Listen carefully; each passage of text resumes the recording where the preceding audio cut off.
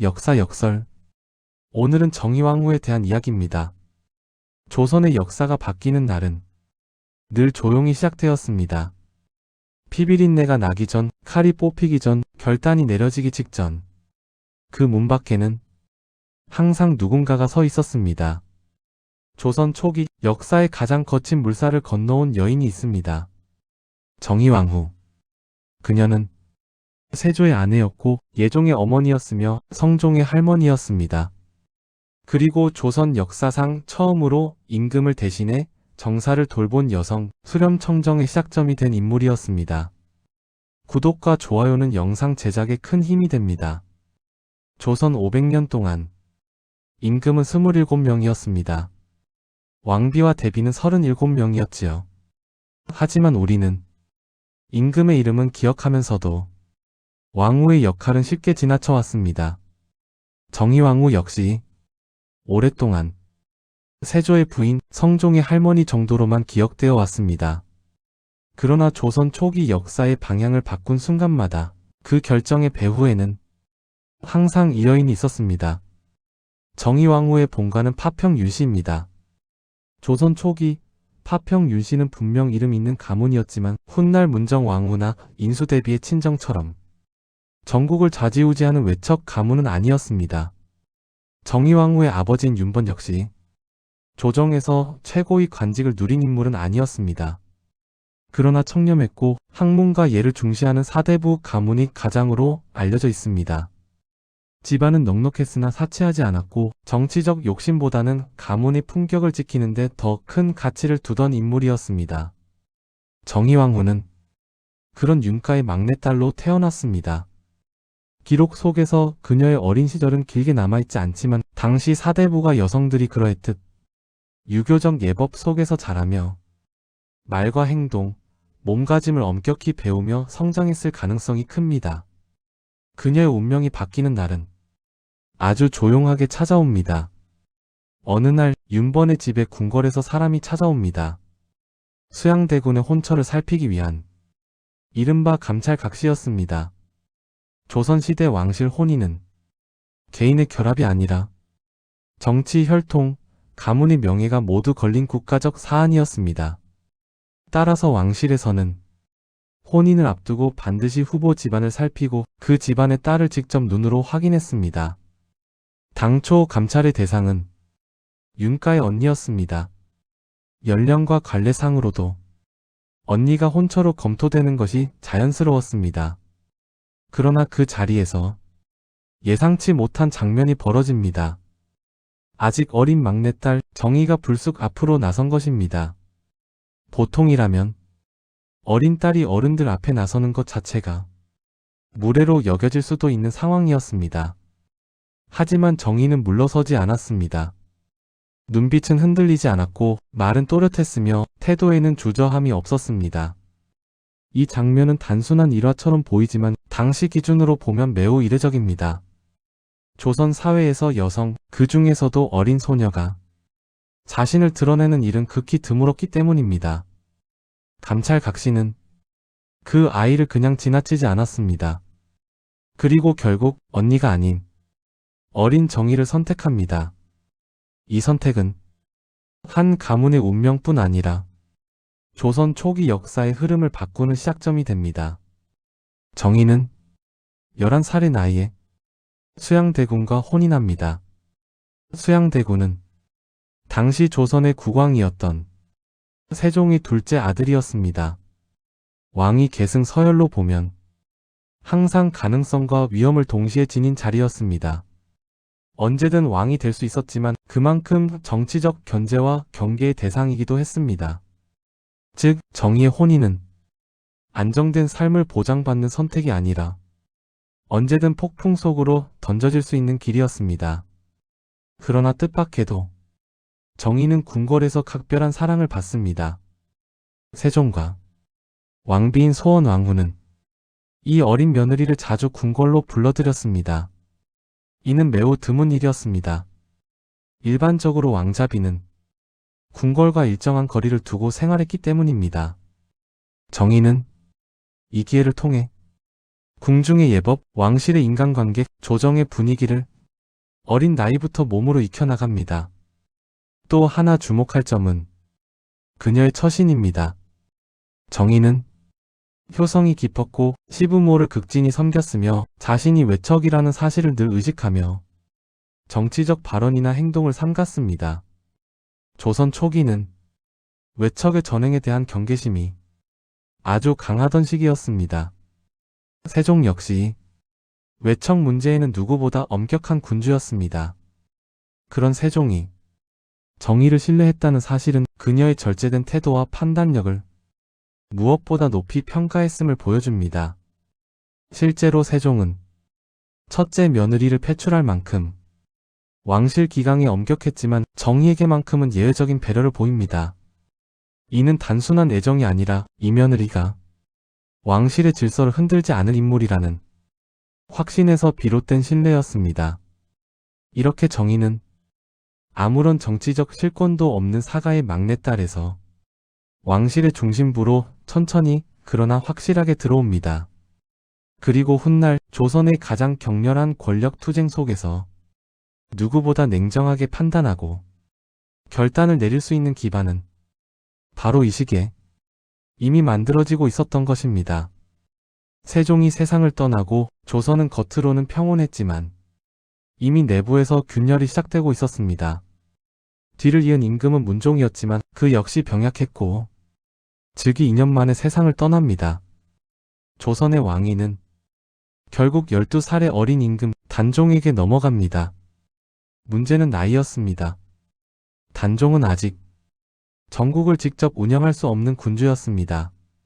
그 공백을 채운 것은 왕이 아니라 대신들이었습니다. 전국의 실권은 김종서와 황보인을 중심으로 한 의정부 대신들에게 집중됩니다. 형식상으로는 모든 국정이 왕이 재가를 거쳤지만 실질적인 결정권은 이미 의정부에 있었습니다. 특히 인사권은 사실상 대신들이 쥐고 있었습니다. 이른바 황표 제도입니다. 대신들이 미리 인사를 결정하고 그 사실을 노란 표식으로 표시해 어린 임금에게 올리면 단종은 그 내용을 충분히 이해하지 못한 채 형식적인 재가만 내리는 구조였습니다. 왕권은 남아있었지만 실권은 빠져나가고 있었습니다.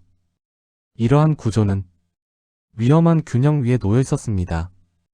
한쪽에서는 의정부 대신들이 전국을 안정시키기 위해 권한을 쥐고 있었고 다른 한쪽에서는 왕실 내부에서 불안과 긴장이 커지고 있었습니다.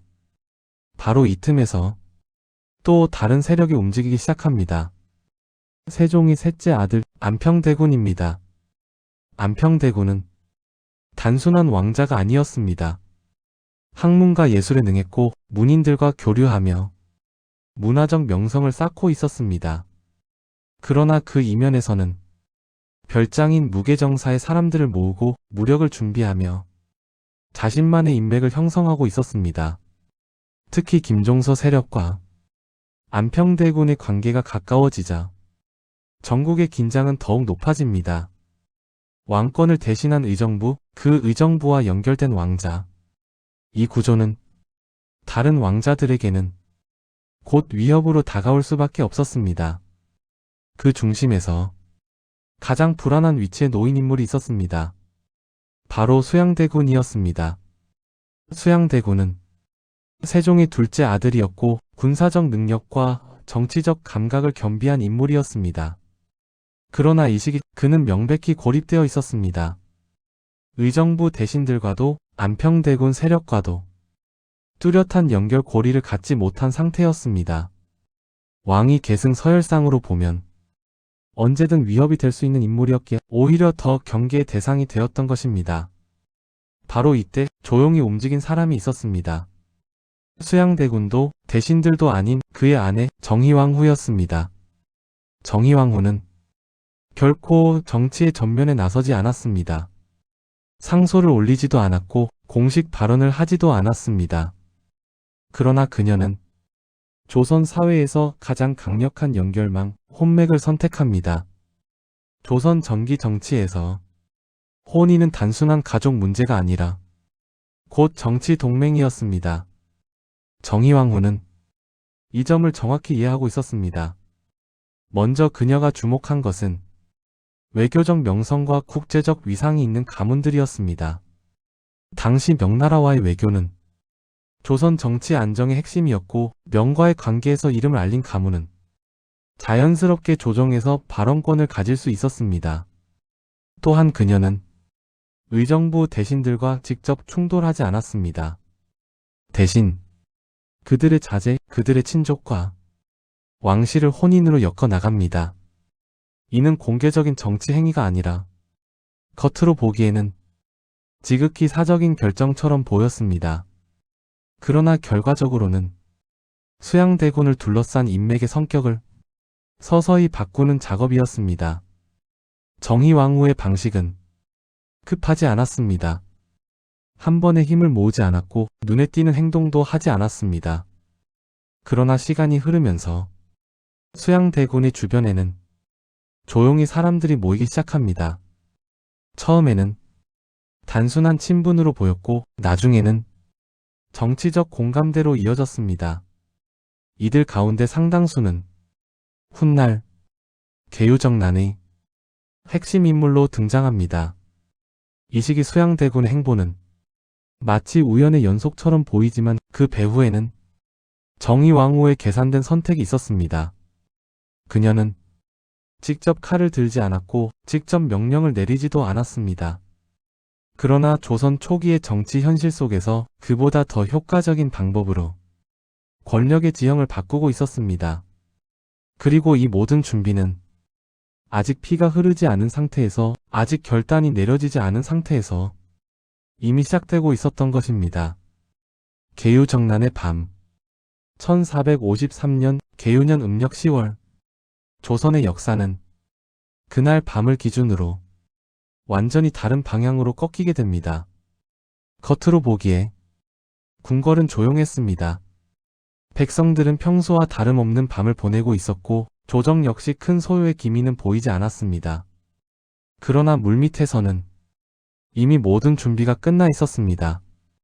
그 밤 수양대군은 결단의 문 앞에 서 있었습니다. 이미 사람은 모여 있었고 무력도 준비되어 있었으며 목표도 분명했습니다. 하지만 마지막 순간까지 그는 망설였습니다. 이거사는 성공하면 모든 것을 얻지만 실패하면 왕족이라는 신분조차 목숨을 보장해주지 못하는 선택이었기 때문입니다. 어린 조카의 왕권을 무너뜨리고 조정의 대신들을 제거하는 일은 어떤 명분으로도 가볍게 감당할 수 있는 일이 아니었습니다. 바로 그때 수양대군이 문 밖으로 나서려는 순간 그 앞에 한 여인이 서 있었습니다. 정의왕후였습니다. 그녀는 아무 말도 하지 않았습니다. 설득하지도 않았고 만류하지도 않았습니다. 대신 말없이 갑옷을 들고 있었습니다. 조선시대에 여인이 남편에게 갑옷을 입혀준다는 것은 단순한 행동이 아니었습니다. 그것은 목숨을 건 선택에 대한 완전한 동의이자 그 결과를 함께 감당하겠다는 무언의 선언이었습니다. 정의왕후는 그 밤의 결과가 성공이든 실패든 모두 자신에게도 돌아온다는 사실을 누구보다 잘 알고 있었습니다. 그럼에도 불구하고 그녀는 물러서지 않았습니다. 그리고 남편의 몸에 직접 갑옷을 입혀줍니다. 그 어떤 말보다도 분명한 지지였습니다. 그 순간 수양대군의 망설임은 끝납니다. 그는 더 이상 뒤를 돌아보지 않았습니다. 그렇게 계유정난은 시작됩니다. 그날 밤의 거사는 점광석화처럼 진행되었습니다. 수양대군의 군사들은 의정부 대신들의 거처를 급습했고 저항은 허락되지 않았습니다. 김종서, 황보인을 비롯한 핵심 대신들은 그 자리에서 목숨을 잃습니다. 살생부에 오른 이들 가운데 살아남은 사람은 거의 없었습니다. 정변은 단순한 권력 교체가 아니라 기존 정치 질서 자체를 물리적으로 제거하는 방식으로 이루어졌습니다. 중요한 점은 이 모든 과정이 왕의 명령이라는 형식을 취했다는 사실입니다. 어린 단종의 이름으로 명령이 내려졌고 정변은 왕을 보좌하기 위한 조치라는 외피를 두르고 진행되었습니다. 그러나 실질적으로 그 밤 이후 조선의 권력은 완전히 수양대군의 손으로 넘어갑니다. 개유정난 이후 조정의 공기는 완전히 달라집니다. 의정부 중심의 정치 구조는 무너지고 왕실 내부에서 비롯된 강력한 권력이 전국을 장악합니다. 그리고 마침내 수양대군은 조카 단종의 왕위를 빼앗고 스스로 왕위에 오릅니다. 그의 이름은 세조. 개유정난이 일어난 지 불과 몇 해 만의 일이었습니다. 이와 함께 한 여인의 위치도 달라집니다. 정희는 더 이상 대군의 아내가 아니라 조선의 왕후가 됩니다. 그러나 이 자리는 영광만이 기다리는 자리가 아니었습니다. 피로 세워진 권력, 수많은 원한과 상처 위에 놓인 왕권. 정희왕후는 이 모든 것을 가장 가까운 자리에서 지켜봐야 하는 위치에 서게 됩니다. 개유정난의 밤은 수양대군 한 사람의 결단으로만 이루어진 사건이 아니었습니다. 그 결단의 문 앞에는 침묵으로 선택을 확정지은 한 여인이 서 있었습니다. 그리고 그날 밤 이후 조선의 역사는 되돌릴 수 없는 방향으로 흘러가기 시작합니다. 정희왕후와 세조의 관계는 조선 왕조 전체를 통틀어 보아도 매우 이례적인 경우에 속합니다. 조선은 유교 국가였습니다. 왕비는 내명부의 수장이었고 정치 전면에 나서는 것은 원칙적으로 금기였습니다. 그러나 세조는 중요한 정치적 판단 앞에서 왕후의 의견을 구했습니다. 이는 단순한 부부 간의 상의가 아니라 정치적 판단을 함께 나누는 동반자 관계였음을 의미합니다. 정희왕후는 침묵으로 왕을 따르는 인물이 아니었습니다. 그녀는 자신의 의견을 분명히 했고 때로는 신중하게, 때로는 단호하게 생각을 전달했습니다. 실록에는 왕후가 국정 현장에 동행한 기록이 다른 왕비들에 비해 유독 자주 등장합니다. 활쏘기 행사, 사냥, 지방 순행, 백성의 사정을 살피는 자리에도 왕후는 세조와 함께했습니다. 이는 단순한 동행이 아니라 왕이 보고 들은 것을 함께 공유하고 판단했다는 뜻이기도 합니다. 세조 역시 왕후를 단순한 아내로 대하지 않았습니다. 국정 운영 과정에서 왕후의 판단을 무시하거나 형식적으로만 듣는 모습은 실록에서 거의 보이지 않습니다. 오히려 왕후의 의견을 존중하고 그 판단을 정책에 반영한 사례가 여러 차례 확인됩니다.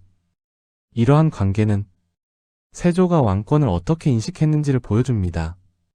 그에게 왕권은 홀로 휘두르는 절대 권력이 아니라 함께 유지하고 관리해야 할 무거운 책임이었습니다. 그리고 그 책임을 함께 나눌 수 있는 사람은 정희왕후 뿐이었습니다. 그러나 이 정치적 동반자 관계는 행복한 개인사를 보장해주지 못했습니다. 세조는 제2기간 내내 심각한 질병에 시달립니다. 실록에는 그의 병을 두고 악성 피부병으로 추정되는 증상이 반복적으로 기록되어 있습니다. 온몸에 고름이 차고 피부가 헐어 일상적인 국정 수행조차 어려웠던 시기가 적지 않았습니다. 세조는 병을 치료하기 위해 전국의 명산과 사찰을 돌며 기도와 치료를 병행합니다. 속리산, 오대산, 온양 등지로 잦은 행차를 했고 그 곁에는 늘 정희왕후가 함께했습니다. 왕의 고통은 곧 왕후의 고통이었습니다. 가족사 또한 비극의 연속이었습니다. 첫째 아들은 젊은 나이에 세상을 떠났고 둘째 아들인 예종 역시 즉위 후 오래 살지 못합니다. 손주들마저 어린 나이에 차례로 죽음을 맞습니다. 왕실의 장례는 국가 일인 동시에 한 어머니의 상실이었습니다. 정의왕후는 왕비로서 장례를 주관해야 했고 어머니로서는 차마 감당하기 힘든 슬픔을 홀로 삼켜야 했습니다. 1468년 세조마저 세상을 떠납니다. 제23년 나이 52세였습니다. 정의왕후는 남편을 잃고 완전히 홀로 남게 됩니다. 아내로서, 어머니로서, 그리고 조선 왕실의 가장 어른으로서 모든 책임이 그녀에게로 쏟아집니다. 그러나 그녀에게는 슬픔에 잠길 시간조차 허락되지 않았습니다. 곧이어 조선은 또 한 번의 경랑을 맞이하게 되기 때문입니다. 정의왕후는 세조의 곁에서 권력을 함께 만든 인물이었고 그 권력의 무게를 가장 오래 견뎌야 했던 인물이었습니다. 정치적 동반자였지만 인간적으로는 끝없는 상실을 감내해야 했던 여인. 이제 그녀는 조선 왕실의 중심에서 또 다른 선택의 순간을 맞이하게 됩니다. 1469년 조선 왕조는 또 한 번 예상치 못한 충격에 휩싸입니다. 예종이 즉위한 지 불과 14개월 만에 갑작스럽게 세상을 떠난 것입니다. 병환의 징후는 있었지만 왕위 계승을 미리 정리할 시간은 없었습니다. 유언도 공식적인 후계 지명도 남아있지 않았습니다. 왕이 죽었지만 다음 왕은 정해지지 않은 상황. 조선 왕조가 가장 두려워하던 권력 공백의 순간이었습니다. 이 시점에서 조선의 시선은 한 사람에게로 집중됩니다. 바로 정의왕후였습니다. 예종의 어머니이자 선왕 세조의 왕후, 그리고 왕실에서 가장 높은 어른.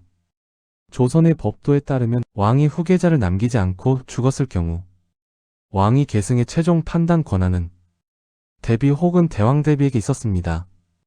이때 그 자리에 있었던 인물이 정의왕후였습니다. 형식적으로 보자면 선택지는 분명했습니다. 법통상 가장 먼저 거론되어야 할 인물은 예종의 적자, 아직 4살에 불과한 어린 왕자였습니다. 그 다음은 요절한 의경세자의 장남 월산대군이었습니다. 그리고 그 아래 13살의 자상군 훗날의 성종이 있었습니다. 법도만 놓고 보면 성종은 가장 우선순위가 낮은 후보였습니다. 그러나 정의왕후는 법도만을 보지 않았습니다. 그녀가 가장 두려워한 것은 또 한 번의 정치적 혼란이었습니다. 어린 임금의 즉위는 곧 외척의 전횡과 대신들 간의 권력 다툼으로 이어질 가능성이 컸습니다. 정의왕후는 이미 한 번 단종 즉위 이후의 혼란을 몸소 겪은 인물이었습니다. 왕권이 약해질 때 전국이 어떻게 흔들리는지를 그 누구보다 잘 알고 있었습니다. 그래서 그녀는 곧바로 결정을 내리지 않습니다. 대신들을 불러 의견을 묻는 형식을 취합니다. 이는 겉으로 보기에는 신중한 절차였지만 실제로는 중요한 정치적 장치였습니다. 왕위 계승이라는 중대사를 왕후 개인의 독단이 아니라 조정 전체의 합의처럼 보이게 만드는 선택이었습니다. 책임을 분산시키고 반대 명분을 사전에 차단하는 방식이었습니다. 그렇게 해서 정의왕후가 선택한 인물은 13살의 성종이었습니다. 아직 어렸지만 최소한 전국을 이해할 수 있는 나이였고 외척이 전면에 나설 명분도 약했습니다. 무엇보다 정의왕후 자신이 직접 보살피며 교육할 수 있는 존재였습니다. 이 선택은 감정이 아닌 철저히 정치적 판단의 결과였습니다. 더 놀라운 결정은 그 다음에 이어집니다. 예종이 숨을 거둔 지 불과 몇 시간 만에 성종의 즉위식이 치러집니다. 이는 매우 이례적인 일이었습니다. 보통 왕의 장례 절차와 왕위 계승은 일정한 시간을 두고 진행되었기 때문입니다. 그러나 이 경우 시간은 곧 위험이었습니다.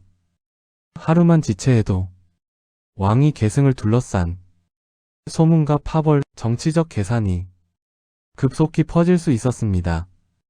정의왕후는 그 틈을 허락하지 않았습니다. 즉위식을 서둘러 치른 이유는 단 하나였습니다. 정치적 혼란의 가능성을 처음부터 차단하기 위해서였습니다. 왕이 이미 즉위한 뒤에는 어떠한 주장도 역모로 규정될 수 있기 때문입니다. 정의왕후는 피를 부르지 않는 방식으로 전국을 안정시키는 길을 택했습니다. 과거 계유정난과 같은 유혈 사태를 다시는 반복하지 않겠다는 의지의 표현이기도 했습니다. 이렇게 해서 13살의 소녀는 조선의 임금이 됩니다. 그리고 그 뒤에는 보이지 않는 자리에서 모든 비난과 책임을 감당할 준비가 된 한 여인이 서 있었습니다. 정의왕후였습니다. 이 선택은 조선 정기 정치의 향방을 결정짓는 중대한 분기점이 되었고 훗날 성종대의 안정과 번영으로 이어지게 됩니다. 그러나 그와 동시에 정의왕후에게는 또 다른 무거운 책임이 시작되고 있었습니다. 정의왕후는 조선 역사상 처음으로 임금을 대신해 정사를 돌본 인물입니다. 13살의 어린 임금 성종이 즉위하자 국정은 다시 한번 보호자가 필요한 상황에 놓였습니다. 정의왕후는 왕실의 최고 어른이자 왕위 계승을 직접 결정한 인물로서 자연스럽게 전국의 중심에 서게 됩니다. 그러나 그녀가 택한 방식은 당시에도 이후에도 이례적인 것이었습니다. 일반적으로 수렴청정이라 하면 발을 친다는 이미지가 먼저 떠오릅니다. 발은 왕후나 대비가 신하들과 직접 얼굴을 마주하지 않기 위해 설치하는 장막이었습니다. 권위를 유지하는 동시에 정치적 거리를 확보하기 위한 장치였습니다. 그러나 정의왕후의 수렴청정에는 발을 설치했다는 기록이 없습니다. 이는 단순한 형식의 차이가 아니라 통치 철학의 차이였습니다. 정의왕후는 자신이 전면에 나서 권력을 행사하는 모습을 의도적으로 피했습니다. 그녀가 선택한 것은 드러나지 않는 통치였습니다. 정의왕후는 자신을 대리 통치자로 내세우기보다 성종이 장차 스스로 국정을 운영할 수 있도록 환경을 정비하는 역할에 집중했습니다. 그 핵심에 있었던 것이 경연이었습니다. 경연은 임금과 신하가 함께 경서와 역사서를 읽고 국정의 원리를 논하는 자리였습니다. 정의왕후는 경연을 형식적인 의례로 두지 않았습니다. 성종의 학습 내용, 강론에 깊이 참여하는 신하들의 태도까지 직접 점검했습니다. 경연의 내용이 아침과 낮에 서로 달라 성종에게 혼란을 준다고 판단되면 강론 내용을 통일하도록 지시하기도 했습니다. 이는 단순한 교육 개입이 아니라 왕의 사고 체계를 체계적으로 길들이는 과정이었습니다. 또한 정의왕후는 경연에 참여하는 신하의 구성을 중시했습니다. 보통 원로 대신들은 경연에서 한 발 물러나 있는 경우가 많았습니다. 그러나 정의왕후는 원로 대신들의 참여를 적극적으로 요구합니다. 이는 젊은 신진 관료들의 이론과 원로 대신들의 경험을 함께 듣게 함으로써 성종이 보다 균형 잡힌 판단을 내리도록 돕기 위한 조치였습니다. 국정은 한쪽의 목소리만으로 이루어질 수 없다는 점을 어린 임금에게 몸으로 익히게 하려 했던 것입니다.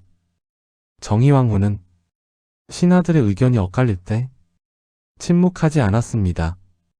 그러나 대신들을 앞에 두고 직접 명령을 내리기보다는 질책과 조율을 통해 논의의 방향을 바로잡는 방식을 택했습니다.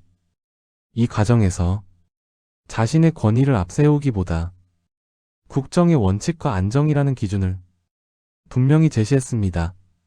그녀의 통치는 강압이 아니라 관리와 조율에 가까웠습니다. 무엇보다 중요한 점은 정의왕후가 권력을 움켜쥐지 않았다는 사실입니다. 실제로 실록에는 정의왕후가 내가 국사를 맡을 자질이 부족하다며 청정을 사양하는 기록이 남아 있습니다. 처음에는 성종의 생모인 인수대비가 청정을 맡는 것이 옳지 않겠느냐는 의견을 내기도 합니다. 그러나 대신들은 정의왕후의 정치적 판단력과 왕실 내 위상을 이유로 거듭 그녀에게 청정을 요청합니다. 정의왕후는 마지못해 이를 받아들이지만 처음부터 분명한 선을 그어둡니다. 청정은 영구적인 권력이 아니라 임시적인 보호 장치라는 인식이었습니다. 그리고 그 약속은 실제로 지켜집니다. 성종이 성년에 이르자 정의왕후는 스스로 청정의 중단을 선언합니다. 신하들이 만류했지만 그녀는 뜻을 굽히지 않았습니다. 더 이상 자신이 국정에 개입하는 것은 성종의 독립적인 통치를 오히려 방해할 수 있다고 판단했기 때문입니다.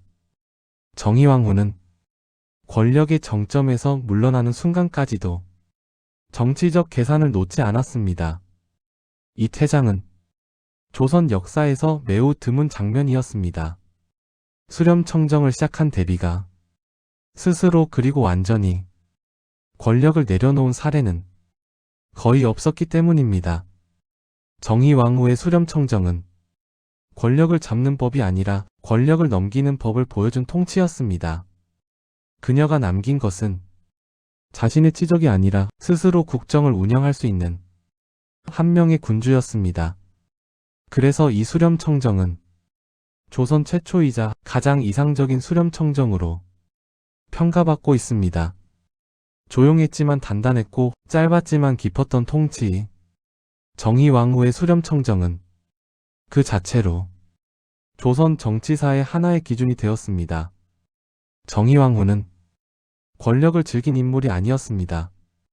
그녀는 스스로를 지배자가 아니라 전국을 관리해야 할 책임자로 인식했던 정치인이었습니다. 그녀의 정치에는 분명한 기준이 있었습니다. 정치의 목적은 권력을 유지하는 데 있는 것이 아니라 백성의 삶을 안정시키는 데 있다는 인식이었습니다. 정의왕후가 가장 먼저 주목한 것은 백성에게 직접적인 부담을 주는 제도들이었습니다. 대표적인 것이 호패법이었습니다. 호패법은 신분과 연령, 거주지를 기록한 패를 몸에 지니게 하는 제도였습니다. 본래 취지는 신분 질서를 확립하고 조세와 군역을 공정하게 부과하기 위한 것이었습니다. 그러나 현실은 달랐습니다. 호패는 백성들에게 또 하나의 통제 장치였습니다. 호패에 기록된 정보는 곧 세금과 군역의 근거가 되었고 가난한 백성들에게는 그 부담이 고스란히 삶의 무게로 돌아왔습니다. 기근이 들거나 생계가 막막해질수록 사람들은 호패를 숨기거나 죽은 자의 호패를 돌려 쓰는 일까지 벌였습니다. 정의왕후는 이 제도가 국가의 질서를 세우기보다는 백성의 숨통을 조이고 있다고 판단합니다. 그리고 과감하게 호패법을 폐지합니다. 이는 조선 정기국가 운영에서 상당히 이례적인 결정이었습니다. 그녀의 관심은 금융과 경제로도 이어졌습니다.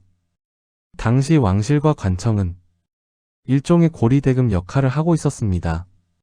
급전을 빌려주되 높은 이자를 붙여 회수하는 방식이었고 이는 가난한 백성들에게 되돌릴 수 없는 굴레가 되곤 했습니다. 정의왕후는 왕실이 앞장서 백성의 고통을 키우는 구조를 용납하지 않았습니다. 왕실과 관청이 운영하던 고리대금 제도를 폐지하고 이자의 부담에서 백성들을 풀어줍니다. 국가가 백성을 쥐어짜는 주체가 되어서는 안 된다는 분명한 메시지였습니다. 기근이 들었을 때 정의왕후의 태도는 더 분명하게 드러납니다. 경상도를 비롯한 여러 지역에 흉년이 들자 그녀는 가장 먼저 왕실의 지출을 줄이도록 합니다. 연회와 의례, 궁중의 사치성 소비를 대폭 축소하고 국가 재정을 구휼과 안정에 우선적으로 쓰도록 지시합니다. 백성의 삶이 흔들리는데 왕실이 풍요를 누려서는 안 된다는 원칙이었습니다. 정의왕후는 친인척 관리에서도 예외를 두지 않았습니다. 외척이 정치에 개입해 사익을 추구하는 일은 조선 초기에 가장 경계하던 폐단이었습니다. 그녀는 비록 친정이나 왕실의 혈족이라 하더라도 법을 어기면 엄중히 처벌했습니다. 이는 단순한 도덕적 태도가 아니라 왕권과 국가 질서를 지키기 위한 정치적 판단이었습니다. 왕실이 법 위에 서는 순간 국가는 무너진다는 사실을 그녀는 누구보다 잘 알고 있었습니다. 정의왕후의 민생 정치는 화려하지 않았습니다. 눈에 띄는 개혁이나 격렬한 변화를 추구하지도 않았습니다.